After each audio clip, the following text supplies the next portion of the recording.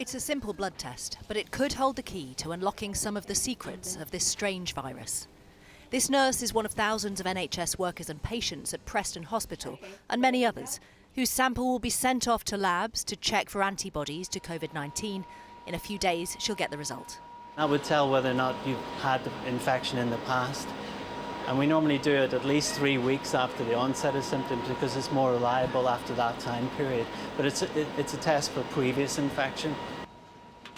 Now the test is up and running, the hospital laboratory here in Preston will be using the Public Health England approved Roche test on blood samples from thousands of people each week. But while the results will tell them if they've had the virus, the unknown is whether they'll be immune from catching it again. I wouldn't want people to think if they're positive, then they can sort of think they're immune for it for life. Are these antibodies giving you immunity? We use the word neutralising, and we don't really know that yet. Currently, the blood sample tests are only available for hospital workers and inpatients, but there are a number of other antibody sample tests available online and on the high street to buy, and at around £80 each, they're not cheap. So what's the advice for those of us who may want to get an antibody test, and how accurate are they?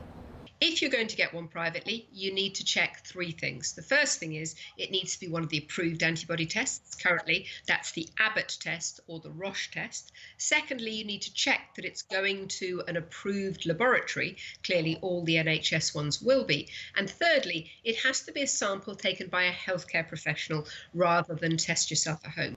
While a positive antibody test result might not provide any absolute certainties for NHS workers as to whether they can catch the virus again, as more samples are taken and as research and time goes on, so our understanding of how the virus affects our bodies will grow.